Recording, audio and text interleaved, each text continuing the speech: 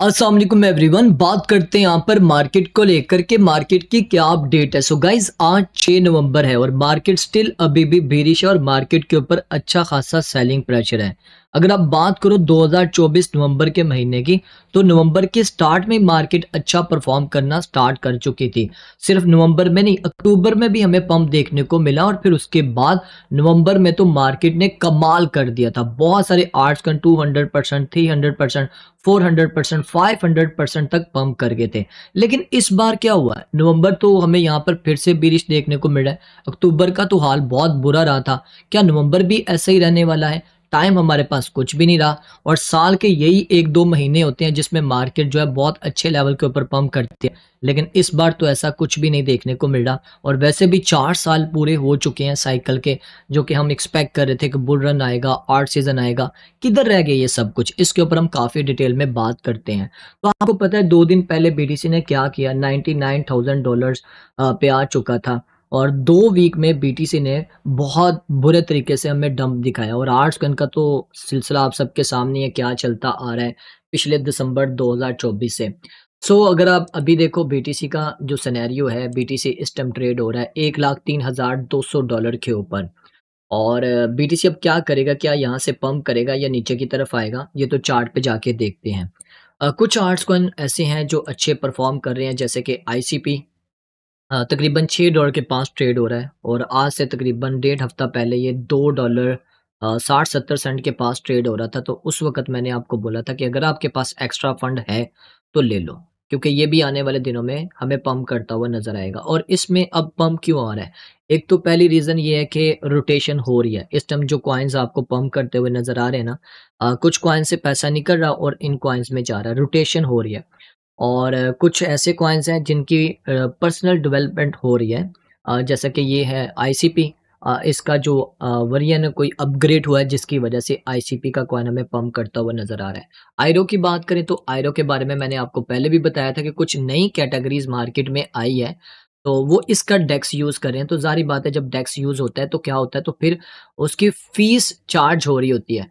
तो मैंने आपको बोला था कि इसको बाय कर लो, एक अच्छा टाइम है। ये मैं बात कर रहा हूँ तकरीबन 15-16 अक्टूबर की। उस वक़्त भी मैंने बोला था कि आप इसको बाय कर लो क्योंकि इसका जो डेक्स है वो यूज़ हो रहा है, तो ये भी पंप करेगा। उस वक़्त तकरीबन 70-80 सेंट के पास था और ये $1 से ऊपर गया था। इसी तरह कुछ और भी कॉइन्स हैं जो आपको पंप करते हुए नज़र आ रहे हैं, क्यूएनटी, इसी तरह और भी कॉइन आप देख लो। तो इनकी जो अपनी है ना डेवलपमेंट हुई है जिसकी वजह से थोड़े हमें पंप करते हुए नज़र आ रहे हैं। प्राइवेसी के बारे में मैंने ऑलरेडी आपको बता दिया कि प्राइवेसी कॉइन क्यों पंप कर रहे थे। खैर अभी देखते हैं मार्केट क्या करने वाली है और किस तरफ जाने वाली है। वैसे अगर आप देखो ना, पिछले 2 हफ्तों से मार्केट से अच्छा खासा पैसा जो है वो निकल चुका है। ऑलमोस्ट तकरीबन अगर मैं गलत नहीं हूँ तो अभी टोटल मार्केट कैप है $3.4 ट्रिलियन।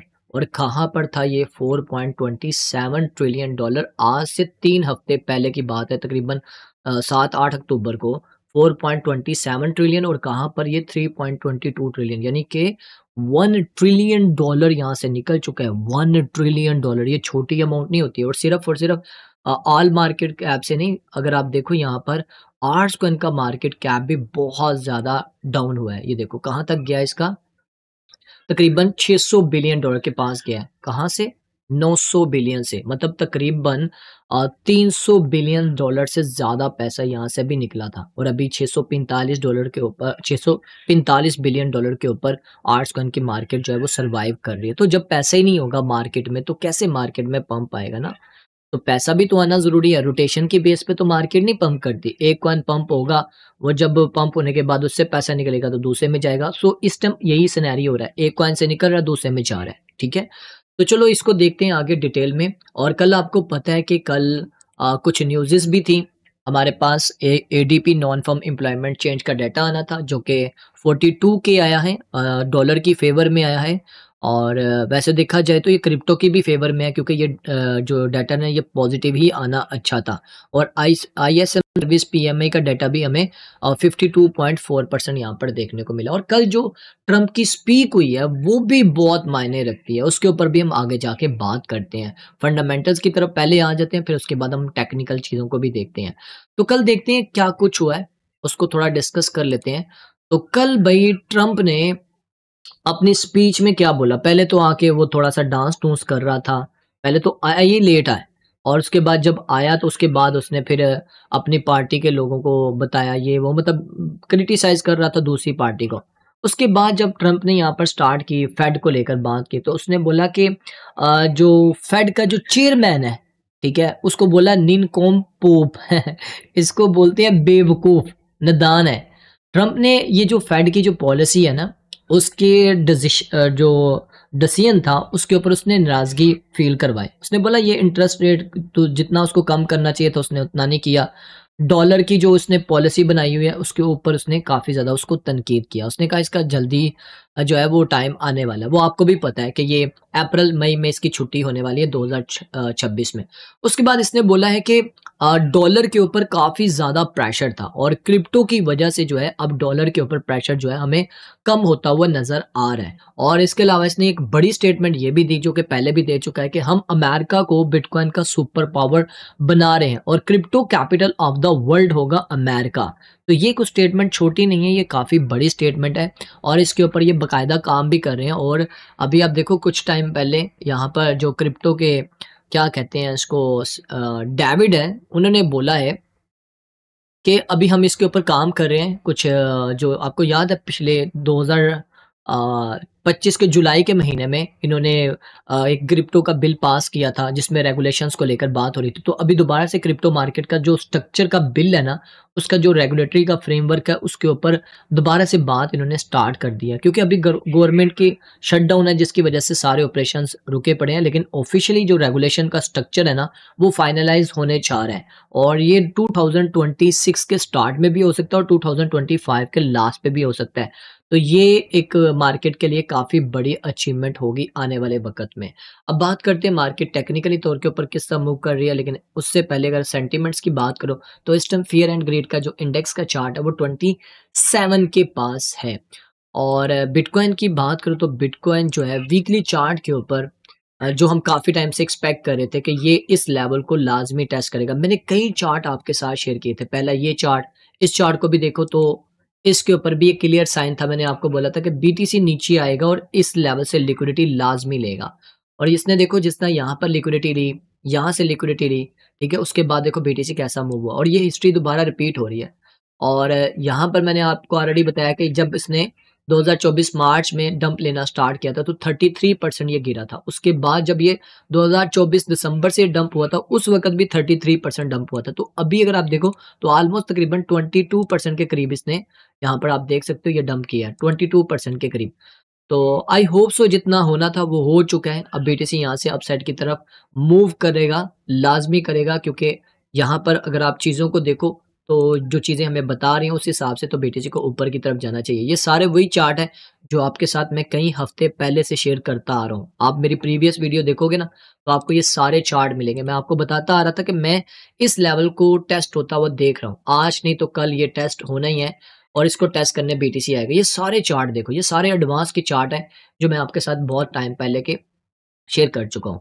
तो अब देखो ना बीटीसी ने अपने इस ज़ोन को भी टेस्ट कर दिया। अब ये बहुत इंपॉर्टेंट ज़ोन है। अगर तो बीटीसी यहाँ पर सर्वाइव कर जाए तो बीटीसी यहाँ से दोबारा से अपसाइड की तरफ मूव करेगा। तो ये देखो सारे चार्ट यही इंडिकेशन कर रहे हैं। अच्छा अब आगे क्या होगा वो थोड़ा-सा डिस्कस कर लेते हैं। अगर आप देखो यहाँ पर इस लेवल से अभी भी बीटीसी को सपोर्ट मिल रही है जो कि $1,99,000 का लेवल है, यहाँ से इसको सपोर्ट मिली है और ऑलरेडी ये ट्रेंड लाइन से भी सपोर्ट ले चुका हुआ है। तो अगर आप यहाँ पर देखो ये हिस्ट्री सेम रिपीट कर रहा है। वन डे टाइम फ्रेम पे देखोगे तो आपको चीज़ें क्लियर होंगी। ये देखो सेम रिपीट कर रहा है जो पहले भी कर चुका हुआ है। यहाँ पर आप देख सकते हैं पहले भी ऐसे ही फील करवा रहा था कि बीटीसी तो यहाँ से नीचे गिरने वाला है। $97,000 से दोबारा से बीटीसी पंप हुआ था और अभी देखो सेम वैसे ही बीटीसी यहाँ पर करता हुआ हमें नज़र आ रहा है। ये देख रहे हो? सेम।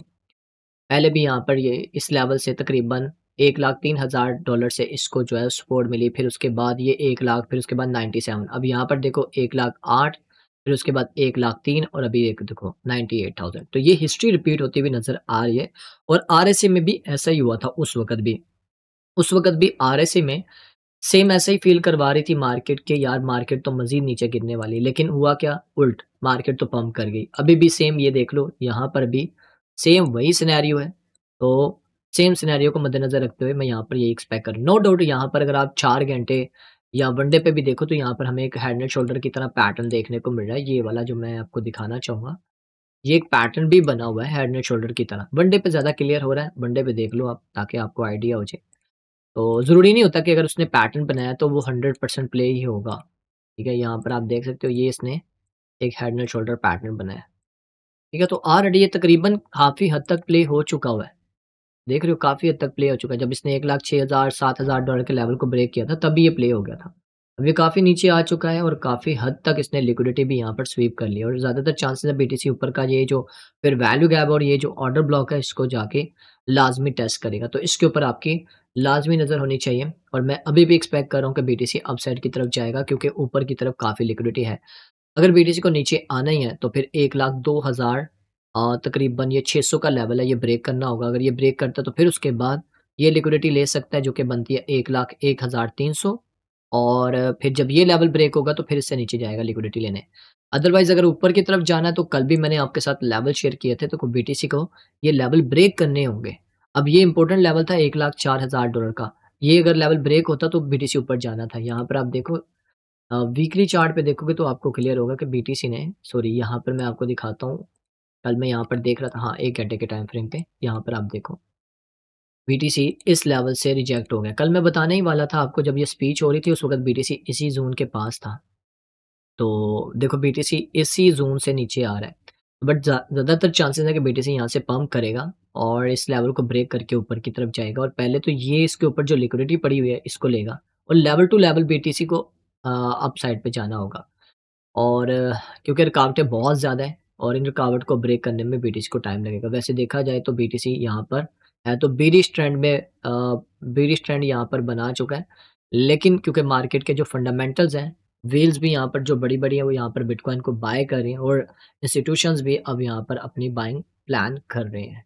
बाकी रही बात यहाँ पर रेट कट को लेकर तो 62.5% की प्रोबेबिलिटीज़ हो चुकी है रेट कट को लेकर और अभी पूरा महीना पड़ा हुआ है। आई होप सो 15 नवंबर के बाद जाके इसकी प्रोबेबिलिटीज़ भी इंक्रीज़ होंगी। तो रही बात यहाँ पर इथेरियम की, तो इथेरियम मैंने आपको बोला भी था कि $3100-3200 के ज़ोन में अगर आपको मिलता है तो एक अच्छा ज़ोन होगा आपके पास बाय करने का। तो देखो, वही किया ना उसने $3100 से दोबारा से अपसाइड पे गया और इथेरियम अभी भी यहाँ से मज़ीद पंप करेगा। बीटीसी की डोमिनेंस की बात करूँ तो बीटीसी की डोमिनेंस दोबारा से अपसाइड की तरफ मूव हुई है और आई होप सो बीटीसी की डोमिनेंस भी 61% से रिजेक्ट लाजमी होगी।